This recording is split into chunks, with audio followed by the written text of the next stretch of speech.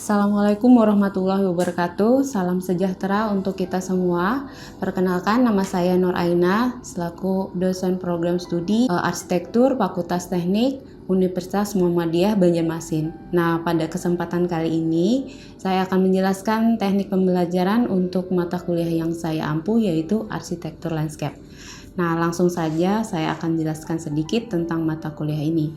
Jadi, mata kuliah ini adalah mata kuliah pilihan yang diambil di semester 5. Jadi, mata kuliah ini mempelajari tentang perencanaan dan perancangan dalam aspek ruang lingkup outdoor atau tata ruang luar. Nah, apa saja yang dipelajari? Yang dipelajari adalah tentang taman-taman kota, cagar alam, hingga ruang terbuka hijau. Nah, mahasiswa di sini akan mempelajari tentang aspek dari sisi lingkungan berkelanjutan, aspek kebutuhan pengguna, dan aspek estetika. Sehingga mahasiswa memiliki pengetahuan dan kemampuan untuk merancang sebuah ruang terbuka hijau yang fungsional dan tetap mempertahankan aspek keindahan serta memperhatikan keberlanjutan lingkungan. Untuk sub CMK-nya sendiri, diharapkan mahasiswa memiliki pengetahuan tentang ruang terbuka hijau sebagai bagian dari arsitektur landscape. Mahasiswa memiliki pengetahuan tentang ekologi landscape berkelanjutan, memiliki pengetahuan tentang kebutuhan pengguna ruang, baik dari ruang aktivitas dan furniturnya.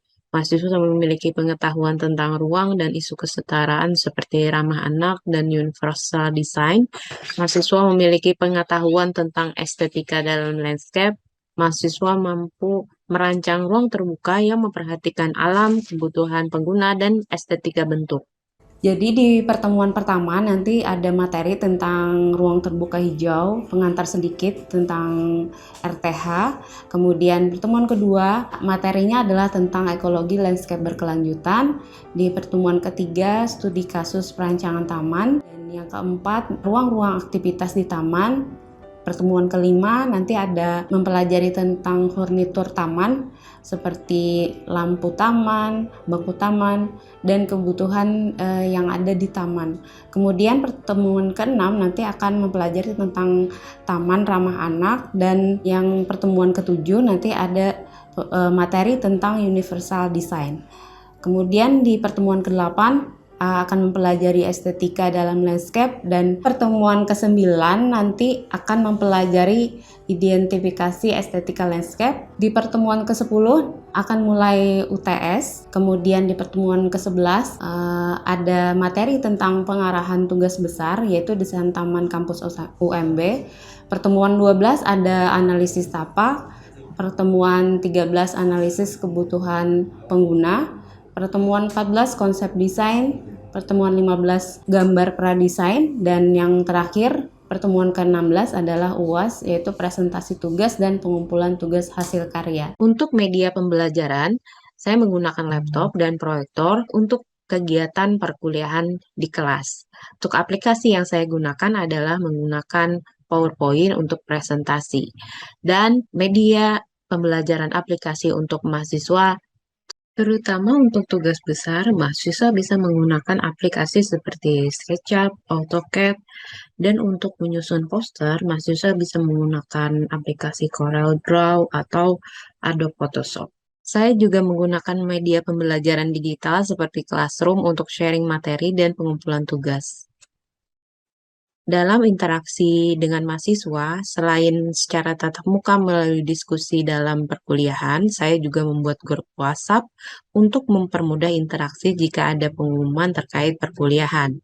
Berikut penjelasan mengenai tugas-tugas, UTS, dan UAS serta bobot penilaiannya. Untuk tugas pertama, diberikan pada pertemuan keempat. Tugasnya adalah mengidentifikasi atraksi, ruang aktivitas, dan fasilitas pendukung di sebuah ruang terbuka hijau. Untuk tugas kedua, diberikan pada saat pertemuan ketujuh, yaitu menganalisis universal design pada taman. Dan tugas ketiga diberikan pada pertemuan ke-8 dan akan dibahas di pertemuan ke-9, yaitu mengidentifikasi estetika landscape dalam sebuah studi kasus yang dibagikan. Dan bobot untuk penilaian dari 3 tugas ini akan dirata-rata dan dibobot 30%. Untuk tugas UTS adalah mengidentifikasi lingkungan, kebutuhan pengguna, isu kesetaraan dan akses, serta estetika pada sebuah studi kasus yang telah dipilihkan. UTS ini bertujuan untuk mereview pengetahuan mahasiswa mulai dari pertemuan pertama sampai ke-9 dan bobot penilaiannya adalah 30%. Setelah UTS, masuk ke tugas besar yaitu merancang taman dengan studi kasus Taman Kampus UM Banjarmasin. Tugas besarnya ini dimulai dari pertemuan ke-11 sampai ke-16. Di pertemuan ke-11, itu mulai pengarahan tugas dan mengumpulkan data existing, baik itu data lahan dan wawancara kebutuhan pengguna. Di pertemuan ke-12, yaitu menganalisis hasil data tapak, baik itu analisis matahari dan angin, vegetasi, perkerasan, sistem utilitas, dan wawancara kebutuhan pengguna taman, baik itu mahasiswa, dosen, tenaga pendidik, dan pengunjung. Nah, pertemuan ke-13 yaitu membuat konsep desain untuk perancangan taman. Di pertemuan 14, setelah membuat konsep desain, mahasiswa menerjemahkan konsep desain ke dalam gambar pradesain, yaitu side plan, tampak, potongan, dan 3 dimensi perspektif. Kemudian, pertemuan ke-15, mahasiswa mulai menyusun poster yang merupakan kumpulan tugas mulai dari data, analisis, konsep, dan gambar pradesain yang disusun ke dalam sebuah poster. Nah, kemudian di pertemuan terakhir atau pertemuan 16, mahasiswa mengumpulkan semua tugasnya yang tadi dan kemudian mempresentasikan hasil karyanya di depan kelas. Dan untuk bobot penilaian dari keseluruhan pertemuan tugas besar ini adalah 40%. Nah, untuk lebih lanjutnya, nanti saya akan memberikan materi tentang pertemuan yang ke-8 yaitu estetika dalam landscape. Assalamualaikum warahmatullahi wabarakatuh. Waalaikumsalam warahmatullahi wabarakatuh. Alhamdulillah kita bertemu kembali di mata kuliah arsitektur landscape. Nah, kali ini kita masuk ke pertemuan ke-8. Nah, materi kali ini adalah tentang estetika dalam landscape. Nah, sebelumnya Ibu mau mereview dulu nih pertemuan kita sebelumnya, yaitu tentang universal design. Nah, kalian masih ingat gak apa itu universal design? Di ruang terbuka hijau nih khususnya. Ya, Rijan? Universal design itu ada desain yang dapat digunakan oleh semua orang dan kalangan. Oke, jadi penggunaan taman harus memperhatikan berbagai kebutuhan kalangan ya, dengan berbagai kebutuhan baik itu mulai dari anak-anak sampai dengan manula. Nah, kali ini Ibu akan menjelaskan tentang estetika landscape.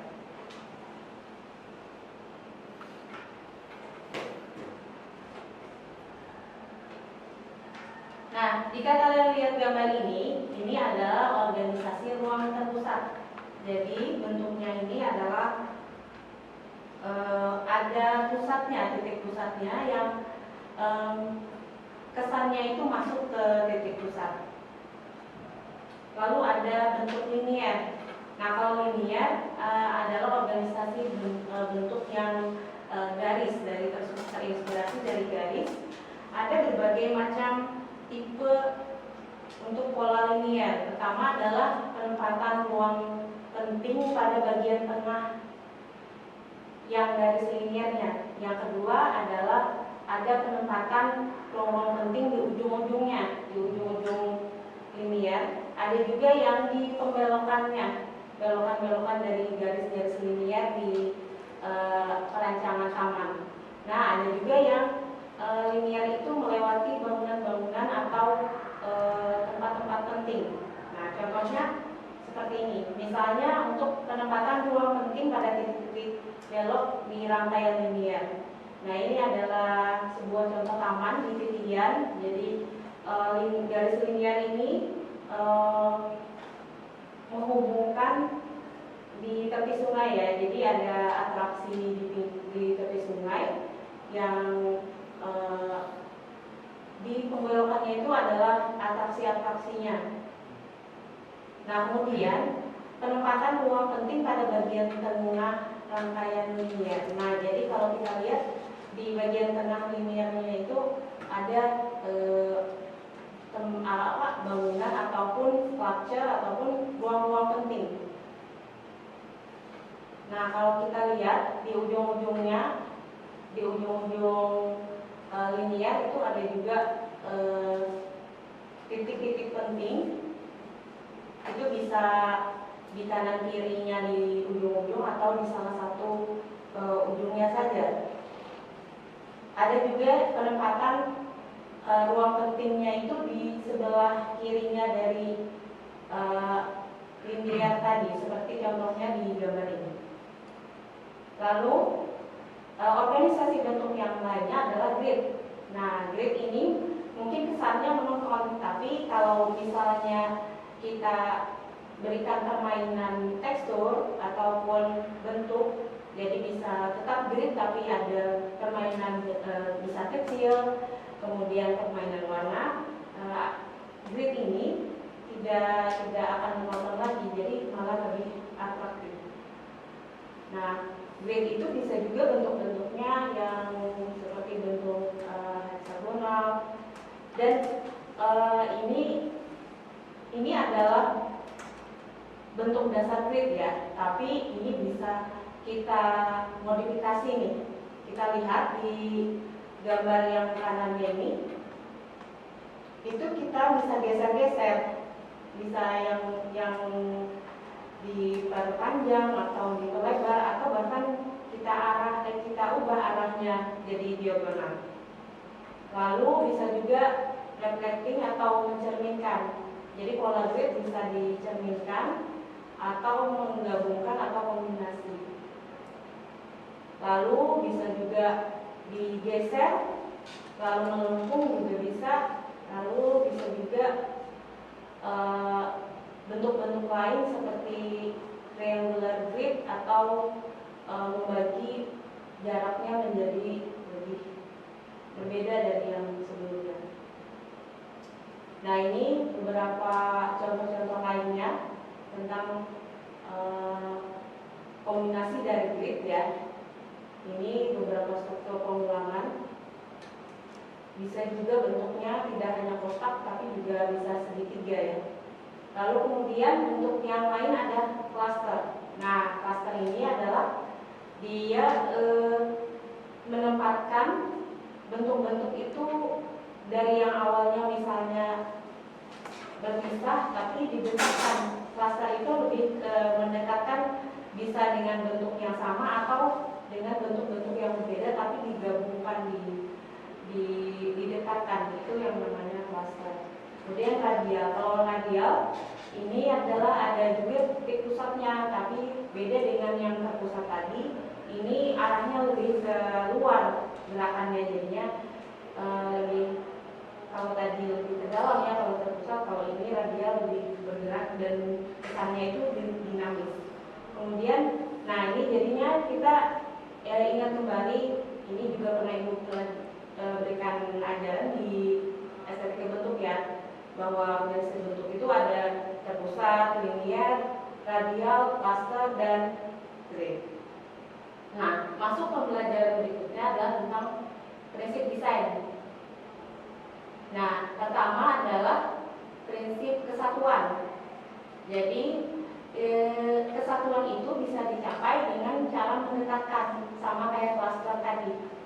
Kemudian ada yang menyatukan, itu bisa warna. Kemudian ada juga bentuk-bentuk yang berbeda dengan bentuk yang sebelumnya, tapi ada garis yang menyatukan antara bentuk-bentuk itu.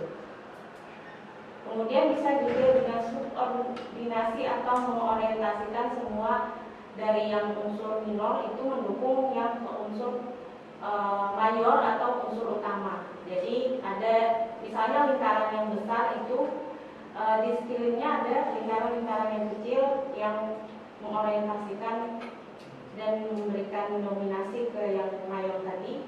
Dan bisa juga dengan bentuk-bentuk yang simetris ya, seperti misalnya contohnya di gambar ini. Kemudian prinsip yang kedua adalah keseimbangan. Nah, keseimbangan ini ada yang simetris, ada yang asimetris.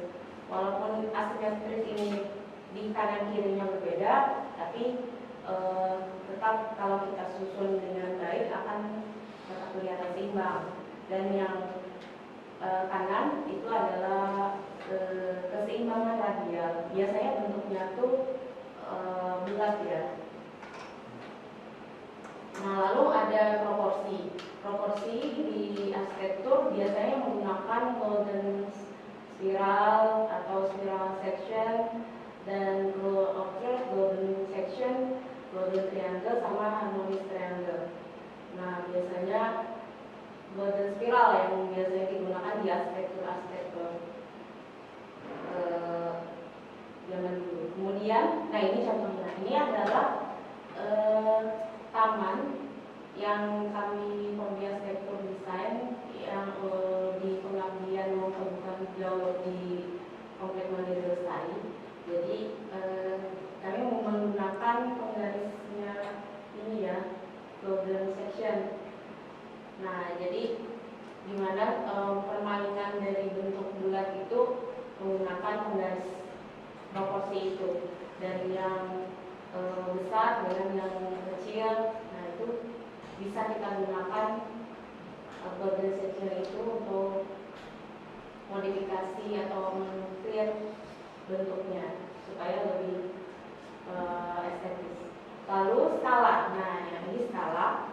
Skala itu ada skala heroik. Jadi kalau misalnya ada di sebuah landscape ada sebuah yang misalnya structure yang besar, nah itu akan memberikan semangat dan kekuatan serta kekaguman bagi orang yang mendatanginya. Lalu ada juga skala natural, jadi usaha agar desain landscape itu kelihatan sebagaimana adanya alamnya itu. Lalu skala intim, jadi skalanya ini coba kita lihat yang mungkin halamannya ini awalnya luas, tapi karena dikasih banyak tanaman, kemudian perkerasan dan lain-lain, jadi terasa intim. Jadi merasa melindungi kalau orang berada di situ. Itu namanya skala intim.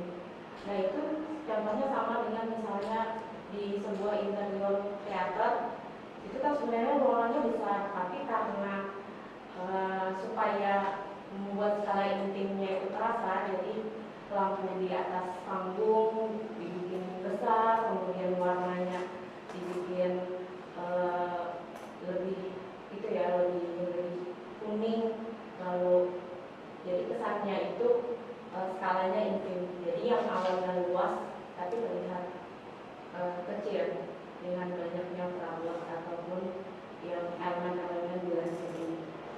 Nah, kemudian prinsip desain yang lain adalah irama. Nah, irama ini dapat dicapai dengan pengulangan. Bisa juga dengan warna yang hampir sama, atau dengan garis yang tidak terputus dan bersifat mengalir, atau bisa juga dengan gradasi. Nah, di gradasi ini bisa membawa mata kita untuk bergerak dinamis, bisa dengan permainan bentuk ya, antara bisa kecil dulu, baru kemudian membesar, atau menggunakan gradasi warna. Biasanya diaplikasikan di perkerasan. Kemudian yang terakhir adalah titik berat. Nah, titik berat ini kalau di sebuah taman akan lebih baik jika ada titik beratnya sebagai focal pointnya dari sebuah taman. Nah, jadi tadi kalau kita yang Ibu sampaikan tadi, kalian ingat apa itu prinsip-prinsip desain? Terdiri dari apa saja? Kesatuan. Kemudian apa lagi setelah itu? Proporsi, betul. Skala, lalu apa lagi? Irama. Lalu terakhir yang titik berat. Oke.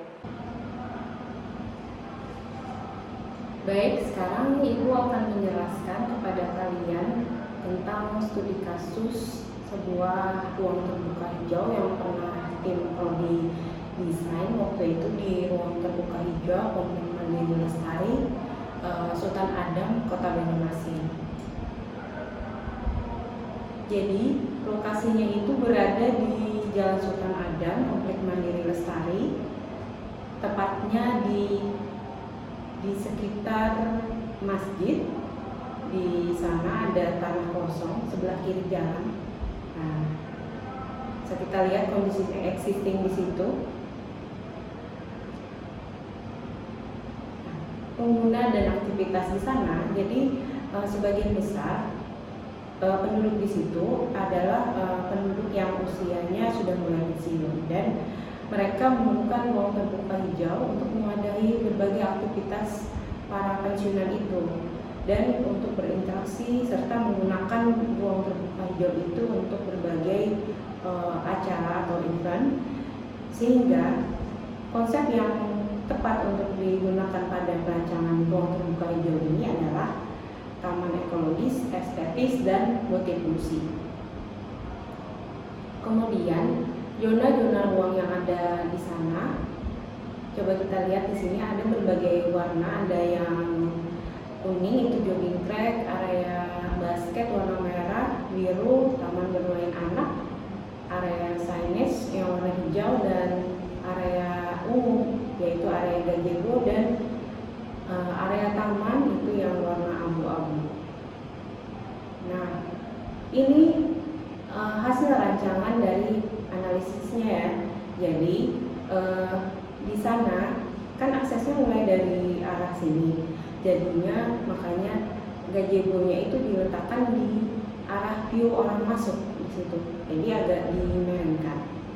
Kemudian jogging track-nya itu dibuat mengelilingi taman, serta ada juga disediakan area untuk bermain anak. Di gazebo itu bisa kan digelar berbagai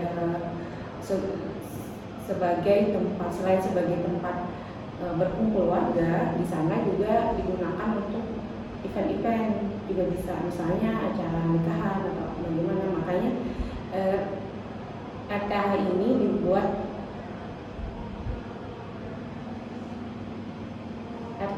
ini dibikin multifungsi. Nah, kemudian ada juga untuk area olahraga di sisi dekat sini dan bisa digunakan juga untuk parkir.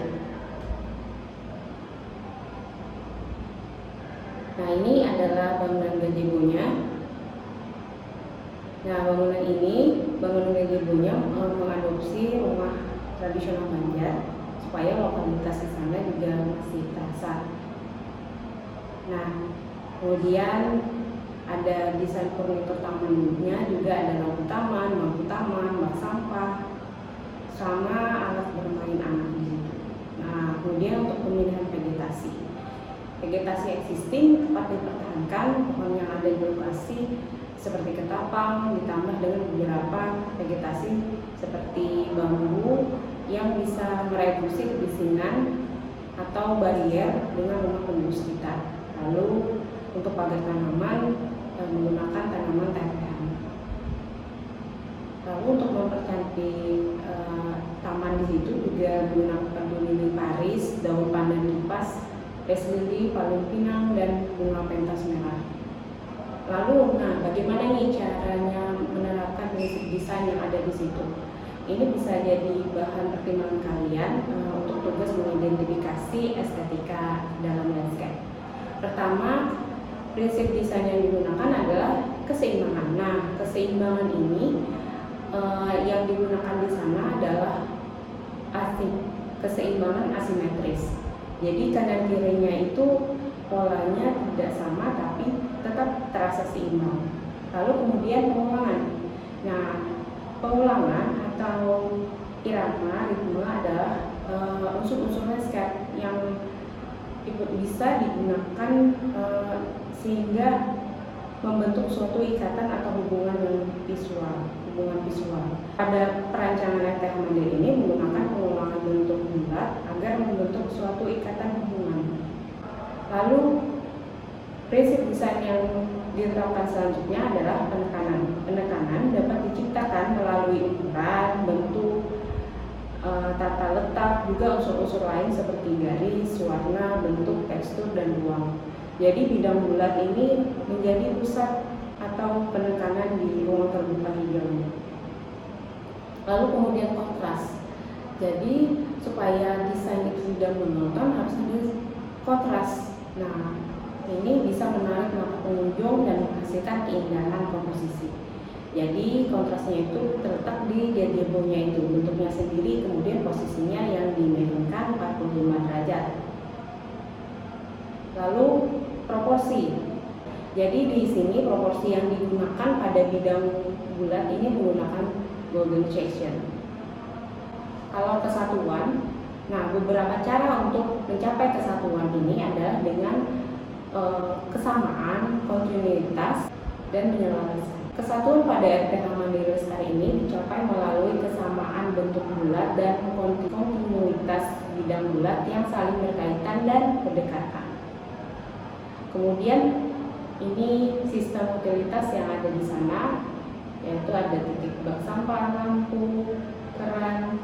Nah, ini contoh 3 dimensi atau perspektifnya. Jadi desain yang dipakai di sini, diulangi lagi adalah pertama keseimbangan, pengulangan, penekanan, kontras, proporsi, sama kesatuan. Jadi tugas kalian ini supaya kalian melatih lagi ya tentang estetika landscape. Jadi Ibu kasih tugasnya itu adalah studi preseden. Jadi Ibu sudah memilihkan kasus studi presidennya itu, dan kalian tinggal mengidentifikasi mengenai organisasi ruang atau organisasi bentuk yang ada di taman itu dan prinsip-prinsip desain yang digunakan. Dan ini sudah Ibu bagi berdasarkan yang kalian hadir ada di sini, dan ini adalah tugas mandiri ya. Baik,